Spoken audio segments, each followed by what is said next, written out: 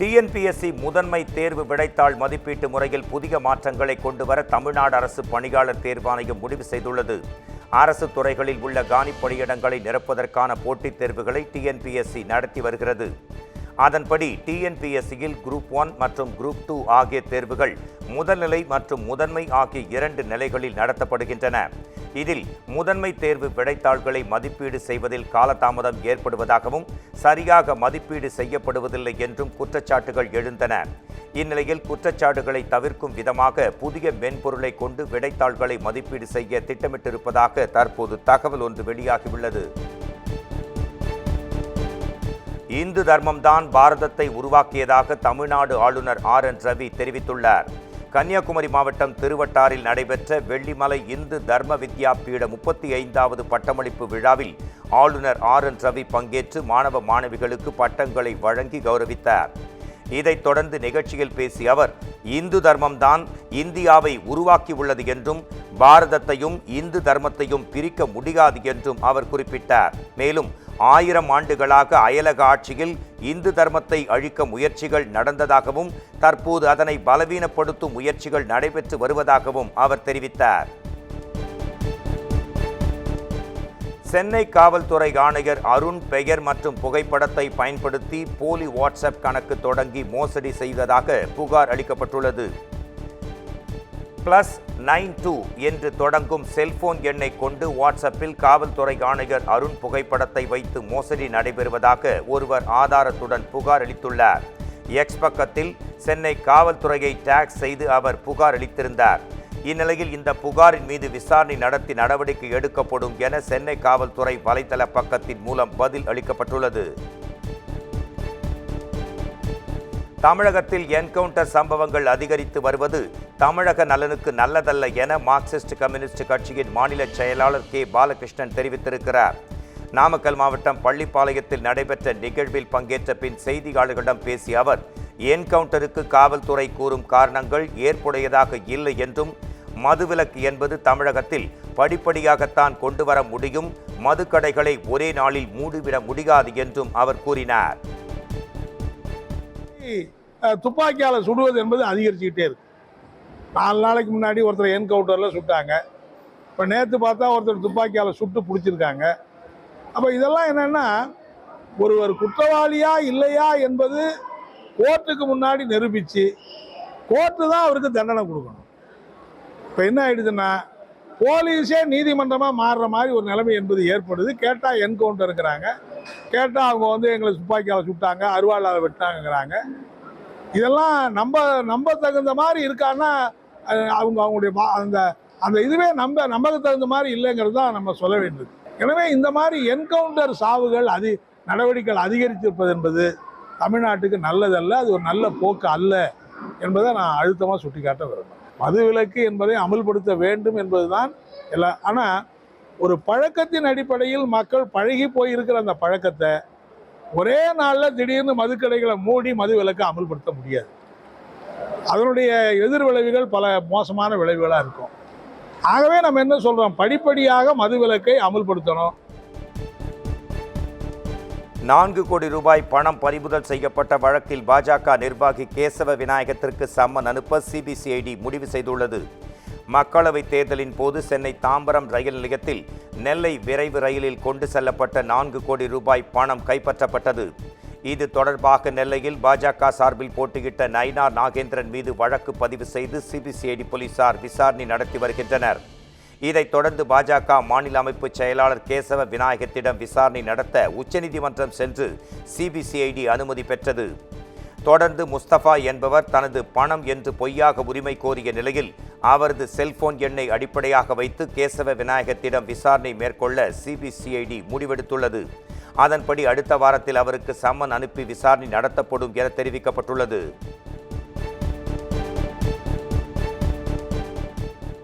போலீசாரின் என்கவுண்டரில் இருந்து தனது மகனை காப்பாற்றும்படி பிரபல ரவுடி CD மணியின் தந்தை கேட்டுக்கொண்டுள்ளார். பகுஜன் சமாஜ் கட்சி மாநில தலைவராக இருந்த ஆம்ஸ்ட்ராங் கொலைக்கு பின் போலீசார் ரவுடிகளின் செயல்பாடுகளை முடக்கி வருகின்றனர். இந்நிலையில் 10 கொலை வழக்குகள், 7 கொள்ளை வழக்குகள் உட்பட 32 வழக்குகள் நிலுவையில் உள்ள A+ கேட்டகரி ரவுடியான CD மணியை தனிப்படை போலீசார் அதிரடியாக கைது செய்தனர். வழக்குகளில் நீதிமன்றத்தில் ஆஜராகாமல் தலைமறைவாகியதால் சிடி மணியை கைது செய்துள்ளதாக போலீசார் தெரிவித்தனர். இதற்கிடையே போலீசார் என்கவுண்டரில் இருந்து தனது மகனை காப்பாற்றும்படி சிடி மணியின் தந்தை பார்த்தசாரதி கேட்டுக்கொண்டுள்ளார். இன்றைக்கு காலையில் 6 மணிக்கு என் பிள்ளைய அரெஸ்ட் பண்ணி 5 போலீஸ்காரங்க அரெஸ்ட் பண்ணி கூட்டிகிட்டு போயிருக்கிறாங்க. எங்கள் பிள்ளைய எதனா பண்ணிடுவாங்களோன்னு பயமாக இருக்குது. இந்த TN 076070 என்ற காரில் விட்டுட்டு போயிருக்காங்க.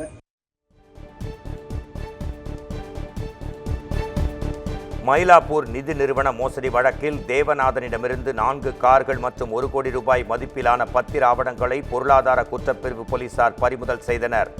த மயிலாப்பூர் இந்து பெர்மனன்ட் ஃபண்ட் நிதி நிறுவனத்தில் முறைகேடு செய்த 144 முதலீட்டாளர்களிடம் 24 கோடியே 50 லட்சம் ரூபாய் மோசடி செய்ததாக அந்த நிதி நிறுவனத்தின் இயக்குனர் தேவநாதன் யாதவ் உட்பட 5 பேரை பொருளாதார குற்றப்பிரிவு காவல்துறையினர் கைது செய்தனர். இவர்களில் தேவநாதன், தேவசேனாதிபதி, சுதீர் சங்கர் ஆகிய 3 பேரை நீதிமன்ற காவலில் எடுத்து போலீசார் விசாரணை நடத்தி வருகின்றனர். இந்நிலையில் தேவநாதனிடமிருந்து 4 கார்கள் மற்றும் 1 கோடி ரூபாய் மதிப்பிலான பத்திர ஆவணங்களை பொருளாதார குற்றப்பிரிவு போலீசார் பறிமுதல் செய்தனர். கள்ளக்குறிச்சி மாவட்டத்தில் பெண் ஒருவர் எரித்து கொலை செய்யப்பட்டு கிணற்றில் வீசப்பட்ட சம்பவம் பெரும் பரபரப்பை ஏற்படுத்தியுள்ளது. கள்ளக்குறிச்சியை அடுத்த மாமனந்தல் பகுதியைச் சேர்ந்தவர்கள் லாரி ஓட்டுநர் கார்த்திக் மற்றும் சுதா தம்பதி. இவர்களுக்கு திருமணமாகி 9 ஆண்டுகளான நிலையில் 2 குழந்தைகளுடன் வசித்து வந்தனர்.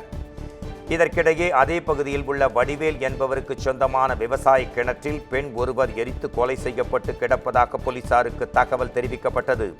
சடலத்தை கைப்பற்றி போலீசார் நடத்திய விசாரணையில் இறந்தவர் லாரி ஓட்டுநர் கார்த்திக்கின் மனைவி சுதா என்பது தெரியவந்தது. கொலைக்கான காரணம் குறித்து காவல்துறையினர் வழக்கு பதிந்து விசாரணை நடத்தி வருகின்றனர். தருமபுரி மாவட்டம் தொப்பூர் அருகே முந்திச் செல்வதில் ஏற்பட்ட தகராறில் தனியார் ஆம்னி பேருந்து ஓட்டுநரை அரசு பேருந்து ஓட்டுநர் கடுமையாக தாக்கிய சம்பவம் பரபரப்பை உண்டாக்கியுள்ளது. பெங்களூருவிலிருந்து எர்ணாகுளம் நோக்கி சென்ற ஆம்னி பேருந்தும் தருமபுரியிலிருந்து சேலம் நோக்கி சென்ற அரசு பேருந்தும் ஒன்றை ஒன்று முந்திச் சென்றன. அப்போது அரசு பேருந்துக்கு வழிவிடாமல் ஆம்னி பேருந்து ஓட்டுநர் இயக்கியதாக கூறப்படுகிறது. இதனால் ஆம்னி பேருந்தை முந்திச் சென்று தடுத்து நிறுத்தி அரசு பேருந்து ஓட்டுநர் வாக்குவாதத்தில் ஈடுபட்டார். மேலும் ஆம்னி பேருந்து ஓட்டுநரை அரசு பேருந்து ஓட்டுநரும் நடத்துனரும் சேர்ந்து சரமாரியாக தாக்கியதாக கூறப்படுகிறது. இது குறித்த காட்சிகள் தற்போது வெளியாகி பரபரப்பை உண்டாக்கியுள்ளது.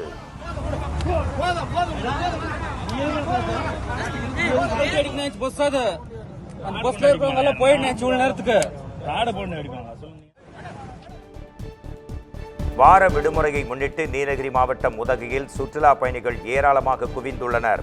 வார விடுமுறையான இன்று உதகையில் உள்ள அரசு தாவரவியல் பூங்கா, படகு இல்லம் உள்ளிட்ட பகுதிகளில் கூட்டம் அதிகரித்து காணப்பட்டது. ரோஜா பூங்கா, தேயிலை பூங்கா ஆகிய இடங்களையும் மக்கள் குடும்பத்துடன் உற்சாகமாக கண்டுகளித்தனர். குறிப்பாக தொட்டபெட்டா மலை சிகரத்தில் குளிர்காற்றில் நின்று திரளானோர் செல்ஃபி எடுத்துச் சென்றதும் குறிப்பிடத்தகுந்தது. திருவள்ளூர் மாவட்டம் கும்மிடிப்பூண்டி அருகே உருவாக்கப்பட்டுள்ள ARR ஃபில்ம் சிட்டியில் குறைந்த பொருட்செலவில் பிரம்மாண்ட திரைப்படம் தயாரிக்க முடியும் என இசையமைப்பாளர் AR ரஹ்மான் தெரிவித்துள்ளார். கும்மிடிப்பூண்டி அருகே உள்ள ஐயர்கண்டிகை கிராமத்தில் AR ரஹ்மானுக்கு சொந்தமான சுமார் 100 ஏக்கர் பரப்பளவில் ARR ஃபில்ம் சிட்டி அமைக்கப்பட்டுள்ளது. இங்கு அமைக்கப்பட்டிருக்கும் அதிநவீன மெய்நிகர் தயாரிப்பு கூடத்தின் தொடக்க விழாவில் பேசிய இசையமைப்பாளர் AR ரஹ்மான், ஹாலிவுட்டில் பயன்படுத்திய சென்னையில் இல்லாத வசதிகளை இங்கு ஏற்படுத்தி உள்ளதாகவும் இதன் மூலம் குறைந்த பொருட்செலவில் பிரம்மாண்ட திரைப்படம் தயாரிக்க முடியும் என்றும் அவர் கூறினார். Once I started building, everybody started, oh, that's a great idea, let me make one. So I've made this. Tirupattur மாவட்டம் ஆம்பூர் அருகே மது போதையில் பேக்கரியில் புகுந்த இளைஞர்கள் ஊழியர்களை சரமாரியாக தாக்கிய CCTV காட்சிகள் வெளியாகியுள்ளன. கரும்பூரில் செயல்பட்டு வரும் பேக்கரி ஒன்றில் மது போதையில் நுழைந்த 3 இளைஞர்கள் அங்கு பணியாற்றி வரும் தெய்வானை என்பவரிடம் தகராறில் ஈடுபட்டனர். ஒரு கட்டத்தில் தெய்வானை உள்பட அங்கிருந்தவர்களை இளைஞர்கள் தாக்கிவிட்டு தப்பி ஓடிய நிலையில் காயமடைந்தவர்களை மீட்ட அக்கம்பக்கத்தினர் ஆம்பூர் அரசு மருத்துவமனையில் அனுமதித்தனர். இது குறித்த புகாரின் பேரில் போலீசார் சிசிடிவி காட்சிகளை அடிப்படையாக கொண்டு தப்பி ஓடிய இளைஞர்களை தீவிரமாக தேடி வருகின்றனர்.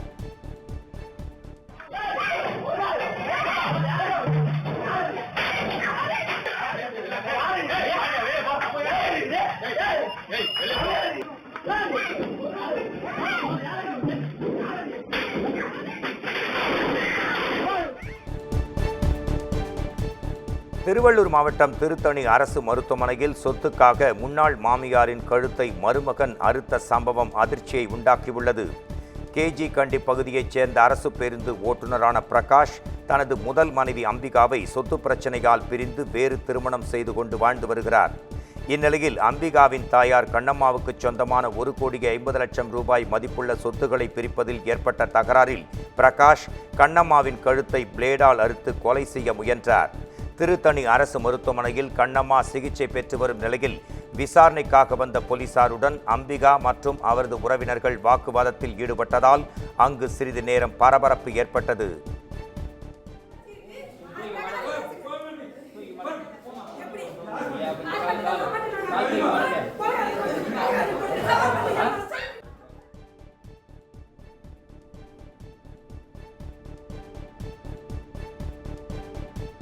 சுற்றுலா தலமான குற்றாலத்தில் உல்லாச அழகிகள் இருப்பதாக கூறி போலி இணையதளம் மூலம் மோசடியில் ஈடுபட்ட நபரை போலீசார் கைது செய்தனர். தென்காசி மாவட்டத்தில் உள்ள முக்கிய சுற்றுலா தலங்களில் ஒன்றான குற்றாலத்தில் சீசன் காலகட்டங்களில் ஆயிரக்கணக்கான சுற்றுலா பயணிகள் வந்து செல்கின்றனர். இங்கு உல்லாச அழகிகள் இருப்பதாக கூறி skoka.in என்ற இணையதளம் மூலம் விளம்பரம் செய்து பெரும் மோசடி அரங்கேறியுள்ளது. இது குறித்து இளைஞர் ஒருவர் அளித்த புகாரின் பேரில் மோசடியில் ஈடுபட்ட பொள்ளாச்சியைச் சேர்ந்த பிரபாகரன் என்ற நபரை போலீசார் கைது செய்தனர். தஞ்சாவூர் மாவட்டம் வண்ணாரப்பேட்டை அருகே குடிநீர் வழங்க கோரி காலி குடங்களுடன் பெண்கள் சாலை மறியலில் ஈடுபட்டனர். கரம்பை, சிவகாமிபுரம் மற்றும் 8ஆம் நம்பர் கரம்பை ஆகிய பகுதிகளில் சுமார் 100க்கும் மேற்பட்ட குடும்பங்கள் வசித்து வருகின்றன. இப்பகுதிகளுக்கு கடந்த 2 வாரங்களாக குடிநீர் விநியோகம் செய்யப்படவில்லை என கூறப்படுகிறது. இதனால் ஆத்திரமடைந்த பொதுமக்கள் காலி குடங்களுடன் கரம்பை பிரதான சாலையில் மறியலில் ஈடுபட்டனர். தகவல் அறிந்து அங்கு வந்த போலீசார் பேச்சுவார்த்தை நடத்தியதை அடுத்து பொதுமக்கள் அங்கிருந்து கலைந்து சென்றனர்.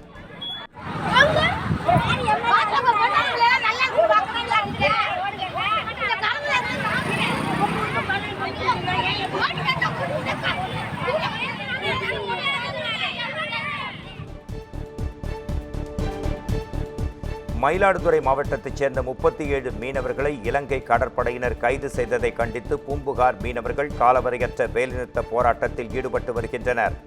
கடந்த 20ஆம் தேதி பூம்புகாரைச் சேர்ந்த 43 மீனவர்கள் ஒரு விசைப்படகு மற்றும் 4 ஃபைபர் படகுகளில் மீன்பிடிக்க கடலுக்கு சென்றனர். எல்லை தாண்டி மீன் பிடித்ததாக கூறி அவர்களில் 37 பேரை இலங்கை கடற்படையினர் கைது செய்தனர். மீதமுள்ள 6 மீனவர்கள் தப்பிய நிலையில் சிறைபிடிக்கப்பட்ட மீனவர்கள் மற்றும் படகை மீட்டு தரும் வரை கடலுக்கு செல்ல மாட்டோம் என கூறி மீனவர்கள் காலவரையற்ற வேலைநிறுத்த போராட்டத்தை தொடங்கியுள்ளனர். இதனால் சுமார் 75 விசைப்படகுகள் மற்றும் 500க்கும் மேற்பட்ட ஃபைபர் படகுகள் துறைமுகத்திலேயே நிறுத்தி வைக்கப்பட்டிருக்கின்றன.